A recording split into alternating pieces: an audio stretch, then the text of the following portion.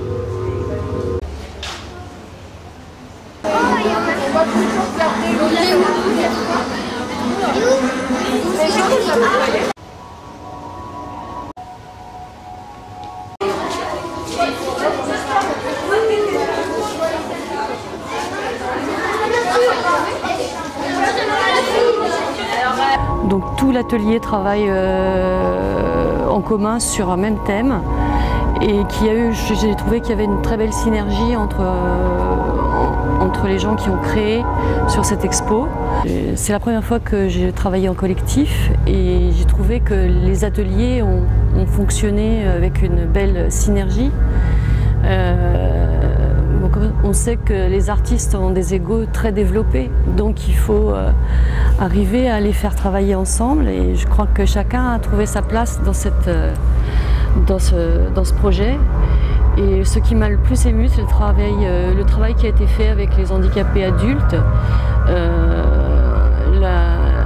les résultats qu'ils ont obtenus, la fierté qu'ils ont vis-à-vis de leur travail et la façon qu'ils avaient d'en parler qui était vraiment très très intéressante et qui m'a donné beaucoup d'émotions. Ce qui m'a beaucoup plu, c'est les échanges qu'on a eus pendant le travail. C'est-à-dire que cet échange m'a permis d'avancer et que pour moi c'est le plus important dans ma façon d'exprimer mon art. C'est pas un échange toute seule, c'est pas une création toute seule au fond de l'atelier. Alors c'est un peu pareil avec la culture au fond, parce que la culture finalement, je veux dire, elle se nourrit du passé pour aller vers le futur. Donc là, ça permettait de pouvoir s'exploser, avoir une gestuelle très large. Bon, après, une toile, elle est faite, mais celui qui l'a fait, il a une idée. En revanche, la personne, le spectateur en a une autre. Et c'est le dialogue entre l'artiste qui travaille et le spectateur qui fait vraiment la réalité du travail réalisé. Parce que moi, je propose quelque chose, mais il y a 36 lectures possibles et c'est ce qui est chaleureux et sympathique. C'est que chacun voit la sienne, au fond.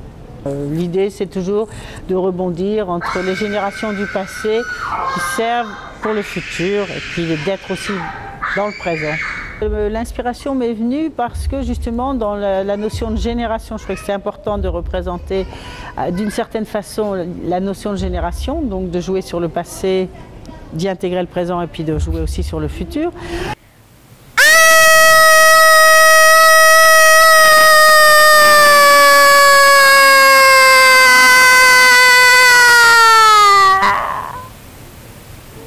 Ça a mis du temps puisqu'il a fallu que j'apprenne à accepter l'idée d'être artiste. Et en fait, ce tableau, c'est un peu ça. Je pousse un cri, je m'assume en tant qu'artiste. Je me montre, puisque c'est un portrait, un autoportrait. En plus, comme je suis jeune maman, c'est vrai que c'était peut-être une période où j'étais un peu plus sensible à ça. Qu'est-ce que je vais laisser à mon petit bonhomme et comment je vais lui parler de tout ça. D'être vraiment dans le physique et d'être en corps à corps avec la matière et du coup de se laisser surprendre par ce qui se passait. J'ai travaillé au sol, au mur, enfin, dans tous les sens. Après, en regardant, j'avais quand même un peu pensé à l'effet des vides avant, et puis j'avais quand même l'idée du collage, puisque j'avais eu cette envie en fait de me mettre dans cette toile.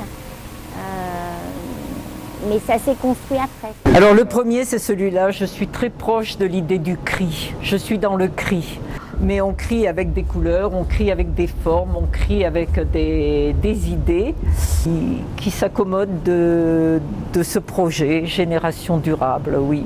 On passe dans le temps, on passe dans la vie, on laisse quelque chose. Et même si on ne laisse rien de matériel, on laisse des enfants avec des idées, des projets, c'est peut-être ça. Là, c'est des images presque d'enfance. Les premiers, des images que je croyais complètement oubliées d'un passage de mon père, d'une main de mon père, d'un mot de ma mère. Et pourtant, c'est des choses qui montent pendant qu'on travaille parce que ça représente des heures devant la toile où on est dans son monde, dans une bulle, on est avec soi, on est au plus profond de soi. Faire surgir la mémoire de quelqu'un qu'on a cherché à oublier, un poète, écrivain, dont je recherche actuellement les œuvres et donc je découvre qu'il y a un peu plus d'un siècle, on pense la libération des hommes dans des termes très proches de ceux que nous utilisons aujourd'hui. En bas, j'ai la phrase de Nietzsche que nous avons gardée pour l'exposition. Est arrivé le temps où la culture peut être détruite par les hommes.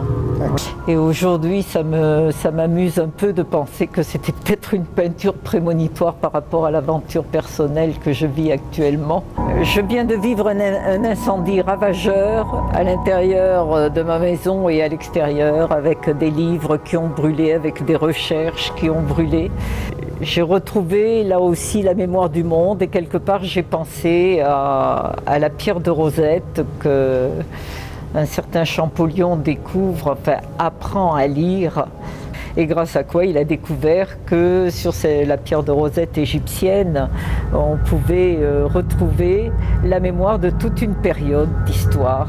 Cet arbre représente le monde qui marche sur la tête, mais il y a quand même une petite lueur d'espoir parce que on y a mis des déchets mais qui sont devenus beaux avec l'idée de recyclage. Les masques extérieurs montrent les agressions, le cri, puisqu'on était parti sur l'idée du cri, un qui représente la forêt, un qui représente la mer, un qui représente la campagne, un jardin plutôt zen, et on a même mis 3 petits poissons rouges dans un bocal.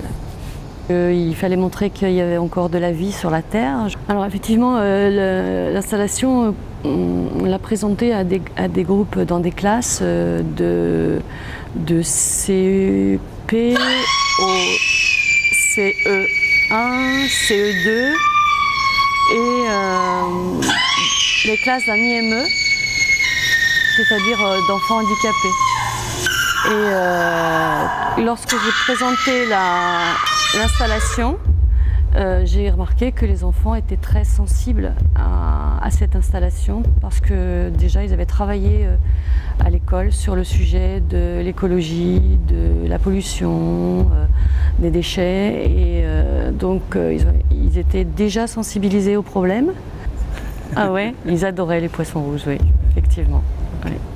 Quand on voit ces capsules, on pense que ça fait énormément de déchets et on sait que maintenant il y a des lieux de récupération où on peut les apporter pour les recycler. Voilà.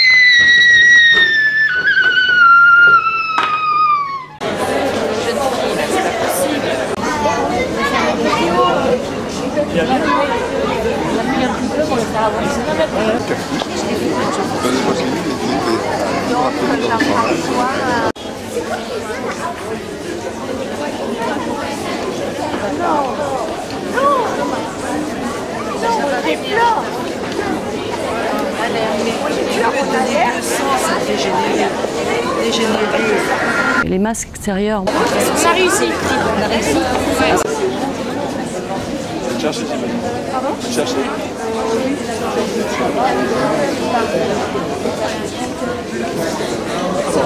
Plus de sérénité.